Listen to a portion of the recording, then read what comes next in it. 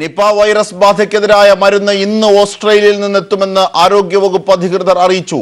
നിപയുടെ പശ്ചാത്തലത്തിൽ കോഴിക്കോട് ജില്ലാ കോടതിയുടെ പ്രവർത്തനങ്ങൾ താൽക്കാലികമായി നിർത്തിവെക്കണമെന്ന് കളക്ടറുടെ റിപ്പോർട്ട്. നടപടി കോടതി സൂപ്രണ്ട് നിപ ബാധിച്ച് മരിച്ചതിനെ തുടർന്ന് രണ്ടാം ഘട്ട പ്രതിരോധ നടപടികൾ ആരംഭിച്ചതായി ആരോഗ്യമന്ത്രി. ജാഗ്രതാ നിർദ്ദേശം പാലിക്കണമെന്നും ആരോഗ്യവകുപ്പിന്റെ മുന്നറിയിപ്പ്.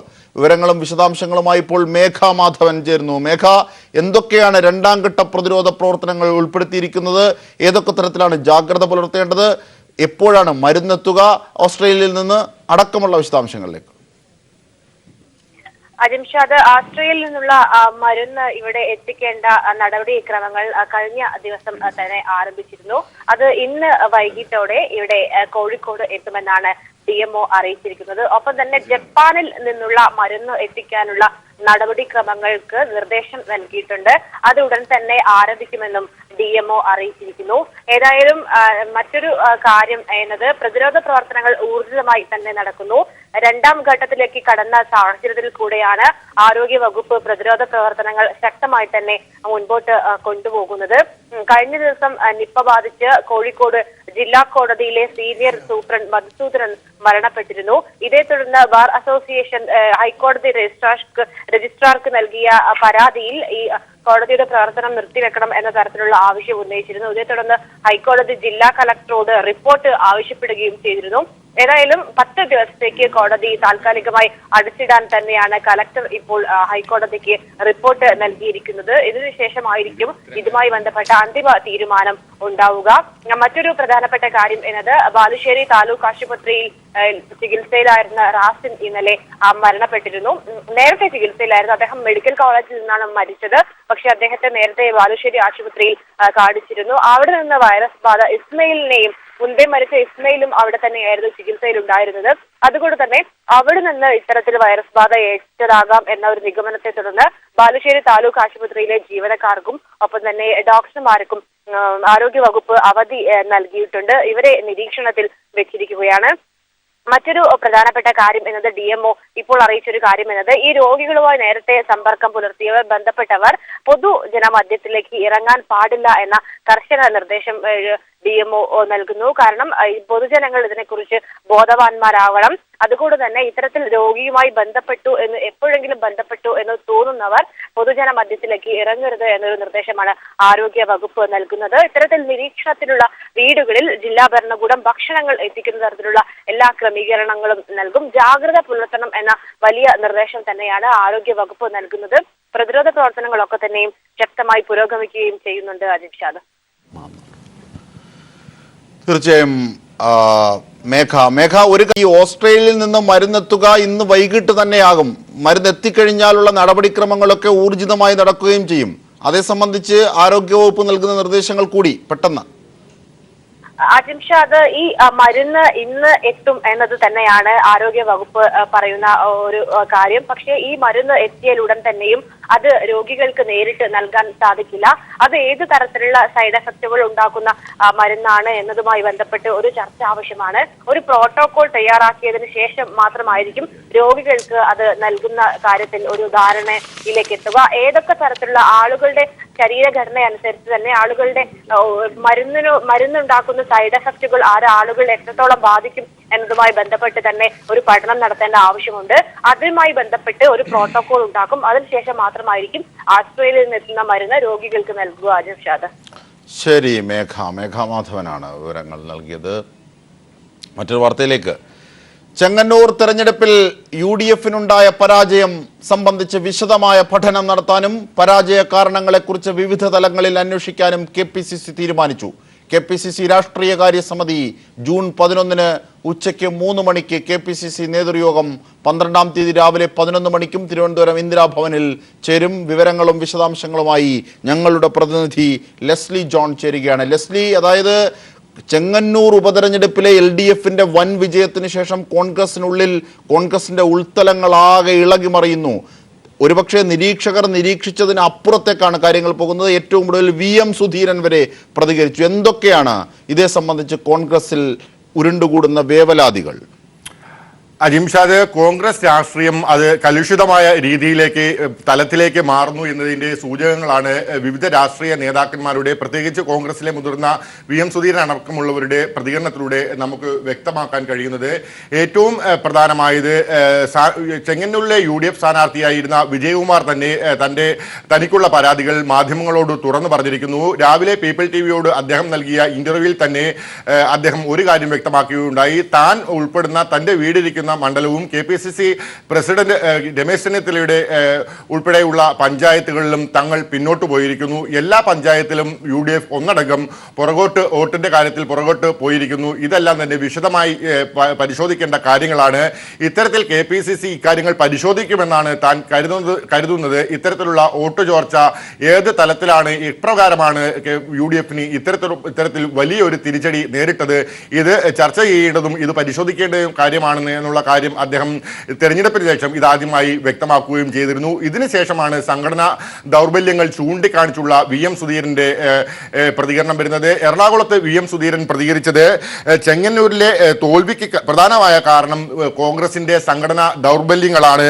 ഇത്തരത്തിൽ അതിയായ ഗ്രൂപ്പിന്റെ അതിപ്രസരം മൂലമാണ് ഇത്തരത്തിലൊരു വലിയ തോൽവിക്ക് കളമൊരുക്കേണ്ടി വന്നത് എന്നുള്ള കാര്യം അദ്ദേഹം പറയുകയും ചെയ്തു. മാത്രമല്ല KPCC രാഷ്ട്രീയകാര്യ സമിതി യോഗം ഉടൻ തന്നെ വിളിച്ചുകൂട്ടി ഇത്തരത്തിലുള്ള കാര്യങ്ങൾ സംഘടനയ്ക്കുള്ളിൽ ചർച്ച ചെയ്ത് പരിഹരിക്കണമെന്നുള്ളതാണ് അദ്ദേഹം മുൻപോട്ട് വയ്ക്കുന്ന ആശയം. ഒപ്പം തന്നെ KSU വിദ്യാർത്ഥി സംഘടനയായ KSUവിന്റെ സംസ്ഥാന പ്രസിഡന്റ് അഭിജിത്തും ഇത്തരത്തിൽ KPCCയിൽ തന്നെ ആസ്ഥാനത്ത് ഇന്ന് വാർത്താ സമ്മേളനം വിളിച്ചു ചേർത്ത് സംഘടനാ ദൗർബല്യങ്ങൾ പരിഹരിച്ചില്ലെങ്കിൽ കോൺഗ്രസിന്റെ ദുർഗതിയാകുമെന്നുള്ള കാര്യം അദ്ദേഹം വ്യക്തമാക്കുകയുണ്ടായി. ഇത് മാത്രമല്ല, രാഷ്ട്രീയകാര്യ സമിതി യോഗം വേഗത്തിൽ വിളിക്കണമെന്ന ആവശ്യം ഉന്നയിച്ചുകൊണ്ട് KSU കത്തു നൽകുകയും ചെയ്തു. KPCC DCC അടക്കമുള്ള സംഘടനയുടെ കമ്മിറ്റി തലങ്ങളിലുള്ള ജംബോ കമ്മിറ്റികൾ പിരിച്ചുവിടണം. ഇത്തരത്തിൽ പ്രവർത്തനരഹിതമായ ക്രിയാത്മകമായി പ്രവർത്തിക്കാത്ത പ്രവർത്തകരെ ഉൾക്കൊള്ളാതെ പ്രവർത്തിക്കുന്നവരെ സംഘടനയ്ക്കുള്ളിലേക്ക് എത്തിക്കണമെന്ന ആവശ്യവും അവർ രേഖാമൂലം തന്നെ KPCC പ്രസിഡന്റിനെ അറിയിച്ചിട്ടുണ്ട്. ഇതിന് തൊട്ടു പിന്നാലെയാണ് KPCC പ്രസിഡന്റ് MM ഹസന്റെ വാർത്താക്കുറിപ്പ് വരുന്നത്. ഈ മാസം 11-ാം തീയതി ഉച്ചയ്ക്ക് വൈകിട്ട് 3 മണിക്ക് രാഷ്ട്രീയകാര്യ സമിതി യോഗം വിളിച്ചുകൂട്ടാൻ തീരുമാനിച്ചിട്ടുണ്ട്. ഒപ്പം തന്നെ അടുത്ത ദിവസം 12-ാം തീയതി നേതൃയോഗവും വിളിച്ചുകൂട്ടാനുള്ള തീരുമാനമെടുത്തിട്ടുണ്ട്. ചെങ്ങന്നൂർ പരാജയത്തിന്റെ പശ്ചാത്തലത്തിലാണ് ഇക്കാര്യങ്ങളെല്ലാം തന്നെ ചർച്ച ചെയ്യാനാണ് ഇത്തരത്തിൽ രാഷ്ട്രീയകാര്യ സമിതി യോഗവും നേതൃയോഗവും വിളിക്കുന്നത് എന്നുള്ള കാര്യവും വാർത്താക്കുറിപ്പിൽ വ്യക്തമാക്കിയിട്ടുണ്ട്. എന്തായാലും വരും ദിവസങ്ങളിൽ ഡൽഹിയിലുള്ള മുരളീധരൻ ഉൾപ്പെടെയുള്ള മുതിർന്ന നേതാക്കൾ കേരളത്തിൽ എത്തുമ്പോൾ കേരളത്തിലെ കോൺഗ്രസിനുണ്ടായിരിക്കുന്ന അപജയം അവർ തുറന്നു പറയാനുള്ള തയ്യാറെടുപ്പുകൾ നടത്തിയേക്കും. അത്തരത്തിൽ സംഘടനയ്ക്കുള്ളിൽ നിന്നും വലിയ തോതിലുള്ള ഭീഷണികൾ, വിമർശനങ്ങൾ ഉയരാതിരിക്കുന്നതിന് വേണ്ടിയാണ് ഇത്രയും വേഗത്തിൽ തന്നെ ചെങ്ങന്നൂർ പരാജയ കാരണങ്ങൾ വിലയിരുത്തുന്നതിന് വേണ്ടിയുള്ള ഒരു നടപടിയുമായി KPCC പ്രസിഡന്റ് MM ഹസൻ രംഗത്ത് വന്നിരിക്കുന്നത്. അജിംഷാദ്, എന്തായിരുന്നാലും ചെങ്ങന്നൂർ ഉപതെരഞ്ഞെടുപ്പിലെ UDFന്റെ വൻപിച്ച പരാജയത്തിന്റെ അടിസ്ഥാനത്തിൽ വലിയ കോളിളക്കങ്ങളാണ്, പൊട്ടിത്തെറികളാണ് കോൺഗ്രസിനുള്ളിൽ നടക്കുന്നത്. KPCC യോഗം ചേരുകയാണ്. ഇതേ സംബന്ധിച്ച് പഠനം നടത്താനും വിലയിരുത്താനും ദ്രുതഗതിയിലുള്ള കാര്യങ്ങൾ നീക്കുകയാണ്. ഇതാണ് ലെസ്ലി ജോൺ റിപ്പോർട്ട് ചെയ്യുന്നത്. ചെങ്ങന്നൂർ ഉപതെരഞ്ഞെടുപ്പ് പരാജയത്തിന് പിന്നാലെ ആരോപണ പ്രത്യാരോപണങ്ങളുമായി ഹൈക്കമാൻഡ് AI ഗ്രൂപ്പുകളുടെ പരാതി പ്രവാഹം. KPCC അധ്യക്ഷ സ്ഥാനത്തു നിന്നും MM ഹസനെ മാറ്റണമെന്നാവശ്യപ്പെട്ട I ഗ്രൂപ്പ് ഹൈക്കമാൻഡിന് പരാതി നൽകി. ഉമ്മൻചാണ്ടി അധ്യക്ഷനാക്കണമെന്ന് ഒരു വിഭാഗം ആവശ്യപ്പെട്ടു. ചെങ്ങന്നൂർ ഉപതെരഞ്ഞെടുപ്പ് പരാജയത്തിന് കാരണം നേതൃതലത്തിലെ തർക്കമാണെന്നും പരാതിയിൽ പറയുന്നു. ചെങ്ങന്നൂരിലെ ഒരു പഞ്ചായത്തിൽ പോലും വിജയം നേടാനാകാത്തതിന്റെ പശ്ചാത്തലത്തിലാണ് AI ഗ്രൂപ്പ് തർക്കം സജീവമാകുന്നത്. സംഘടനാ തലത്തിൽ അടിയന്തര അഴിച്ചുപണി ആവശ്യപ്പെട്ട് AI ഗ്രൂപ്പുകൾ ഹൈക്കമാൻഡിന് പരാതി നൽകി. MM ഹസന്റെ അധ്യക്ഷ സ്ഥാനവും പ്രതിപക്ഷ നേതാവ് രമേശ് ചെന്നിത്തലയും ലക്ഷ്യമിട്ടാണ് ഉമ്മൻചാണ്ടി വിഭാഗം നേതാക്കളുടെ പരാതി. ജയിക്കാവുന്ന സാഹചര്യമുണ്ടായിട്ടും ചെങ്ങന്നൂരിൽ പരാജയപ്പെട്ടത് നേതൃതലത്തിലെ കഴിവില്ലായ്മയാണ്. ഇക്കാര്യത്തിൽ സമഗ്ര അന്വേഷണം വേണം. പുതിയ സംസ്ഥാന അധ്യക്ഷനെ നിയമിക്കണം. ജനകീയ മുഖമാണ് വേണ്ടതെന്നും ഉമ്മൻചാണ്ടി വിഭാഗം നൽകിയ പരാതിയിൽ പറയുന്നു. ഹസനും രമേശ് ചെന്നിത്തലയുമാണ് പരാജയത്തിന്റെ ഉത്തരവാദികൾ. താൽക്കാലിക അധ്യക്ഷന് ബൂത്ത് തല പുനഃസംഘടന പോലും നടത്താൻ കഴിയുന്നില്ല. ഹസൻ ഗ്രൂപ്പുകളുടെ വക്താവായി മാറിയെന്നും യുവ നേതാക്കൾ നൽകിയ പരാതിയിൽ പറയുന്നു. പ്രതിപക്ഷ നേതാവായ രമേശ് ചെന്നിത്തലയ്ക്ക് സർക്കാരിനെതിരായ പോർമുഖം തുറക്കാൻ കഴിയുന്നില്ല. ഘടകകക്ഷികൾക്ക് പോലും പ്രതിപക്ഷ നേതാവിൽ വിശ്വാസമില്ല. അതേസമയം വിഭാഗത്തിന്റെ ഗ്രൂപ്പുകളെയാണ് പരാജയത്തിന് കാരണമെന്ന് കാണിച്ച് I ഗ്രൂപ്പിലെ പല നേതാക്കളും പ്രത്യേകം പരാതി നൽകി. നിലവിൽ കേരളത്തിന്റെ സംഘടനാ ചുമതലയുള്ള മുഗൾ വാസ്നിക്കിനാണ് പരാതികൾ ഏറെയും ലഭിച്ചിരിക്കുന്നത്. News bureau, Delhi. ചെങ്ങന്നൂരിലെ തോൽവിക്ക് കാരണം കോൺഗ്രസിലെ സംഘടനാ ദൗർബല്യമെന്ന് VM സുധീരൻ. കോൺഗ്രസിൽ ഗ്രൂപ്പ് അതിപ്രസരമാണെന്ന് പ്രവർത്തകർക്ക് പരാതിയുണ്ട്. പാർട്ടിയേക്കാൾ വലുത് ഗ്രൂപ്പാണ് എന്ന നിലയുണ്ട്. അതിനാൽ ഗ്രൂപ്പ് നേതാക്കൾ പ്രവർത്തന ശൈലി പുനഃപരിശോധിക്കണമെന്നും അർഹതപ്പെട്ടവരെ അംഗീകരിക്കാൻ തയ്യാറാകണമെന്നും ചെങ്ങന്നൂരിലെ ജനവിധി മാനിക്കുന്നുവെന്നും VM സുധീരൻ കൊച്ചിയിൽ പറഞ്ഞു. യു ഡി എഫിന് നേതൃത്വം കൊടുക്കുന്ന കോൺഗ്രസിൻ്റെ സംഘടനാപരമായ ദൗർബല്യം അതൊരു പ്രധാന ഘടകമാണ്. കേരളത്തിലെ ഇന്ന് കോൺഗ്രസിലൊക്കെ നിലനിൽക്കുന്ന ഈ ഗ്രൂപ്പിൻ്റെ അതിപ്രസരം, അതിനൊരു അവസാനമുണ്ടാകണം. ഗ്രൂപ്പ് നേതാക്കൾ ഒരു പുനഃപരിശോധന നടത്തണം. അവരുടെ പ്രവർത്തന ശൈലിയിൽ ഒരു പുനഃപരിശോധന നടത്തണം. ചെങ്ങന്നൂരിൽ കാര്യമായ വോട്ട് ചോർച്ച ഉണ്ടായെന്ന് UDF സ്ഥാനാർത്ഥി D വിജയകുമാറും. ഇക്കാര്യം കോൺഗ്രസ് നേതൃത്വം പരിശോധിക്കുമെന്ന് കരുതുന്നതായും D വിജയകുമാർ പീപ്പിൾ TVയോട് പറഞ്ഞു. ഒരു വർഗീയ പ്രകടനം, അതായത് ഒരു ധ്രുവീകരണം നിയോജകമണ്ഡലത്തിലുടനീളം ഉണ്ടായി. ആ ധ്രുവീകരണം എങ്ങനെ ഉണ്ടായി എന്താണെന്നുള്ളത് KPC അന്വേഷിക്കും. ഇലക്ഷനുമായിട്ട് ബന്ധപ്പെട്ട് അതിനെക്കുറിച്ച് അന്വേഷിക്കണമെന്ന് പറഞ്ഞിട്ടുണ്ട്. അപ്പോൾ അവരന്വേഷിക്കും. എന്തോ ഇല്ല, നമ്മുടെ ഇവിടുത്തെ ഇലക്ഷൻ കമ്മിറ്റി ഉണ്ടല്ലോ, ഇതിനു വേണ്ടി രൂപീകരിച്ച കമ്മിറ്റി ഉണ്ട്. അപ്പോൾ അതിന് KPCCക്ക് ഇങ്ങനെ മണ്ഡലത്തിൽ പരാജയം ഉണ്ടാകുമ്പോൾ അവരന്വേഷിക്കാറുണ്ട്. അതുപോലെ ഒരു കമ്മിറ്റി വെച്ച് അന്വേഷിക്കും. അപ്പം അന്നേരം നമുക്ക് പറയാനുള്ള കാര്യങ്ങളൊക്കെ പറയാം.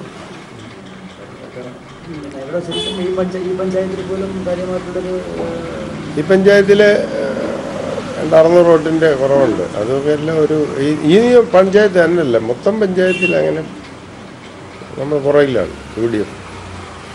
UDF ഭൂരിപക്ഷം കിട്ടേണ്ട പഞ്ചായത്തിൽ പോലും പുറകിലാണ്. അപ്പോൾ കേരള രാഷ്ട്രീയത്തിൽ നിന്നും ഉമ്മൻചാണ്ടിയെ പറിച്ചു നട്ടാൽ അത് കേരളത്തിൽ കോൺഗ്രസിന്റെ തകർച്ചയ്ക്കിടയാക്കുമെന്ന് SNDP general secretary Vellappally Natesan. Congress അനുഭാവികൾ ഉമ്മൻചാണ്ടിക്കൊപ്പമാണ്. ഉമ്മൻചാണ്ടിയെ രംഗത്ത് നിന്ന് മാറ്റുന്നത് ഭാവിയിലെ കേരള രാഷ്ട്രീയത്തിൽ രമേശ് ചെന്നിത്തലയുടെ ഗ്രൗണ്ട് ക്ലിയർ ആക്കുന്നതിന് വേണ്ടിയാണെന്നും ഹൈക്കമാൻഡിന് ഉപദേശം കൊടുക്കുന്ന ചില കേരളത്തിലെ നേതാക്കളാണ് ഉമ്മൻചാണ്ടിയെ വലിപ്പിച്ചതെന്നും വെള്ളാപ്പള്ളി നടേശൻ ആലപ്പുഴയിൽ പീപ്പിൾ TVയോട് പ്രതികരിച്ചു. കൂട്ടത്തിലാണ് ജനങ്ങൾ, കോൺഗ്രസിലായ ജനങ്ങൾ, കോൺഗ്രസ്സുകാർ മനസ്സുകൊണ്ട് ഇഷ്ടപ്പെടുന്ന ഒരു ജനകീയ നേതാവാണ് ഉമ്മൻചാണ്ടി.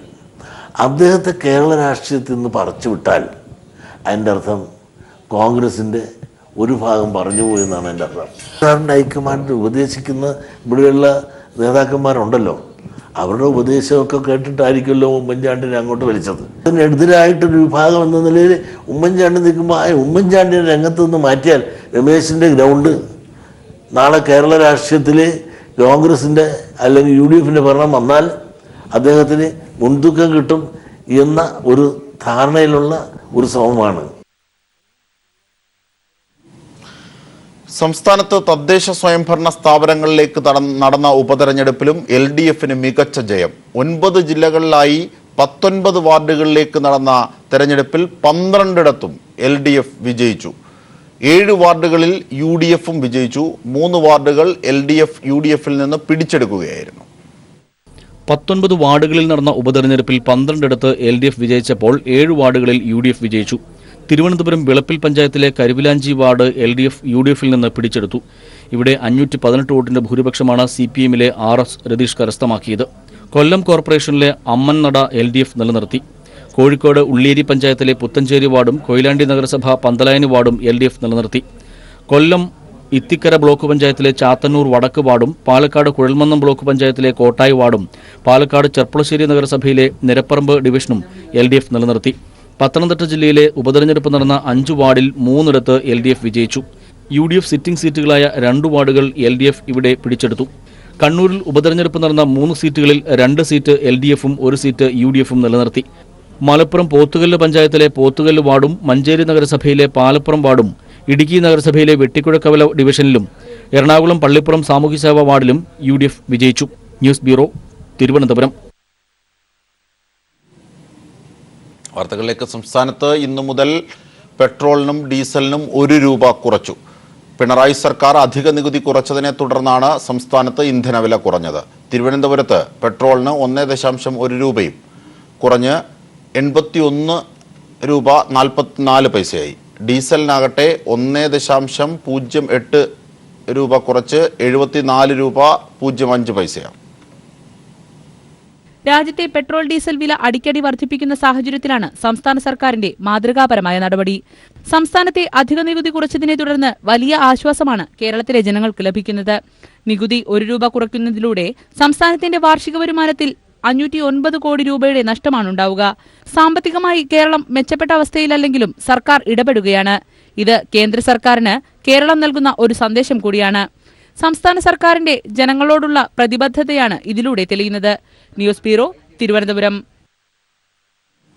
വാർത്തകളിലേക്ക്. പ്രശസ്ത വ്യാപാരി ഡോക്ടർ ബോബി ചെമ്മന്നൂരിനെ ഊട്ടി തങ്കാടു ഗ്രാമത്തിൽ ദുഡമനെ ദിനാചരണത്തോടനുബന്ധിച്ച് നടന്ന സമുദായ സംഗമത്തിൽ മുതിർന്ന നേതാവ് കാമറയ്യ ആദരിച്ചു. പുതുതായി നിർമ്മിച്ച കമ്മ്യൂണിറ്റി ഹാളിന്റെ ഉദ്ഘാടനം ഡോക്ടർ ബോബി ചെമ്മന്നൂർ നിർവഹിച്ചു. ബഗ്ഡ സമുദായത്തിന്റെ വേഷവിധാനവും തലപ്പാവും അണിയിച്ചാണ് സമുദായ നേതാക്കൾ ഡോക്ടർ ബോബി ചെമ്മന്നൂരിനെ വരവേറ്റത്. നോമ്പുകാലത്ത് പുലർച്ചെ വിശ്വാസികളെ വിളിച്ചുണർത്താൻ കണ്ണൂരിൽ ഇത്തവണയും ആന്ധ്രാപ്രദേശിൽ നിന്നുള്ള ഉഢോബാബമാരാണ് എത്തിയത്.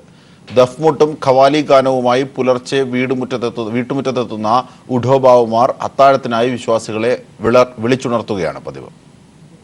അറക്കൽ രാജകുടുംബത്തിന്റെ നിർദ്ദേശം അനുസരിച്ചാണ് ആന്ധ്രാപ്രദേശിൽ നിന്നുള്ള ഗായക സംഘം വർഷങ്ങൾക്ക് മുൻപ് ആദ്യമായി കണ്ണൂരിലെത്തിയത്.